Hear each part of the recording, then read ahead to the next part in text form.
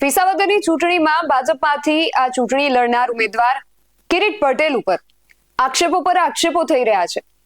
આપ તરફથી થતા આટલા આક્ષેપો જાણે ઓછા હતા તેમ હવે એક વિડીયો સામે આવ્યો છે જેમાં ખરી વાસ્તવિકતા ત્યાંના સ્થાનિકના મોઢે જ સાંભળવા મળી રહી છે. કિરીટ પટેલને જે વ્યક્તિ મત આપે એના જ કામ કરે છે. આ દાવો અમે નથી કરી રહ્યા, આ દાવો કર્યો છે ત્યાંના સ્થાનિકોએ. શું છે સમગ્ર વિગત જાણીએ અહેવાલમાં. જય હિન્દ. BSI TV ન્યૂઝ પર આપની સાથે હું છું નિધિ ગઢવી. આમ આદમી પાર્ટીના નેતા ગોપાલ ઇટાલિયા હાલ ગામડે ગામડે ફરીને વિસાવદરની ચૂંટણી માટે પ્રચાર કરી રહ્યા છે. ત્યારે તેમની ગ્રામજનો સાથેની મુલાકાતનો એક વિડીયો સામે આવ્યો છે જેમાં એવો દાવો કરવામાં આવી રહ્યો છે કે ખેડૂતો જ્યારે જુનાગઢ યાર્ડમાં કિરીટ પટેલની ચેમ્બરમાં પોતાની રજૂઆતો લઈને ગયા હતા ત્યારે તેમણે એવું કહી દીધું કે તમે મને મત નથી આપ્યો તો તમારું કામ નહીં થાય. ગોપાલ ઇટાલિયા અને સ્થાનિકો વચ્ચે થતી વાતચીતનો આ વિડીયો જુઓ.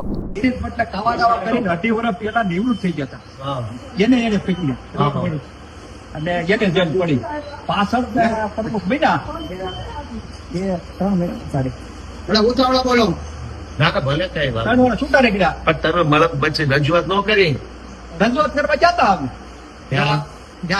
કમેટી ચડાવી હતી એમાં તો પછી નહોતા કમેટી તો એમાં કરી ગયા ભેગા કઈ જગ્યાએ બેંકમાં નતા આપણે યાર્ડમાં ચેમ્બર. હા એટલે અમારા ગામના બે આગેવાનો કમેટી એને કીધું ભાઈ તમે મત નથી દીધા ને તમારું કામ નહીં થાય. કોડે કીધું ખુદ કીધું વિનુભાઈ જાય ગયો ફોન કરી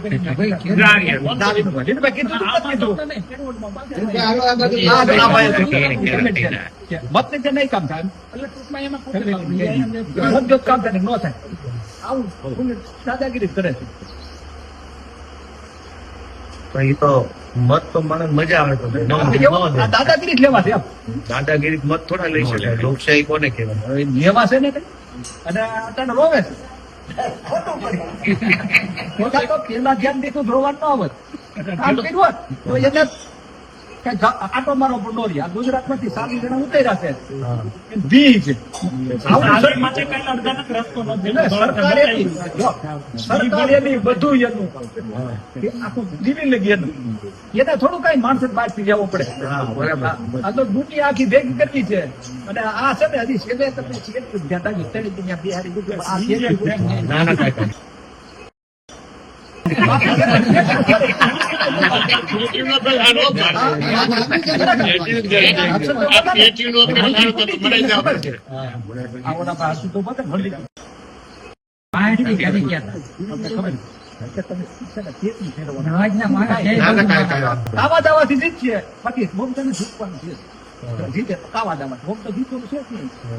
અહીંયા સ્થાનિકોની વાત પરથી કિરીટ પટેલની કામ કરવાની ઈચ્છા શક્તિ કે આપણે સૌ દેશી ભાષામાં જો વાત કરીએ તો તેમની દાનત ખબર પડે છે. એક ચૂંટાયેલો વ્યક્તિ ચૂંટાયા બાદ દરેકનો સેવક હોય છે.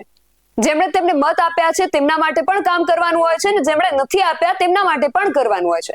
આવા જવાબ આવા ચૂંટાયેલા પદાધિકારીઓ પાસેથી ક્યારેય અપેક્ષિત નથી હોતા. કિરીટ પટેલ પોતાના પર લાગેલા આક્ષેપોનો જવાબ આપતા હોય છે તો હવે કિરીટભાઈ આ આરોપોની પણ સ્પષ્ટતા કરજો. અમારા અહેવાલ વિશે અને સ્થાનિકોના આક્ષેપો વિશે તમારું શું માનવું છે અમને કમેન્ટ કરીને ચોક્કસથી જણાવજો. આવા જ વધુ અહેવાલો સાથે મળતા રહીશું. તમે મારી YouTube ચેનલને સબસ્ક્રાઇબ કરવાનું અને અમને Facebook અને Instagram પર ફોલો કરવાનું ભૂલશો નહીં. બાકી અવનવી અપડેટ્સ માટે આપ જોતા રહો BSI TV ન્યૂઝ. નમસ્કાર.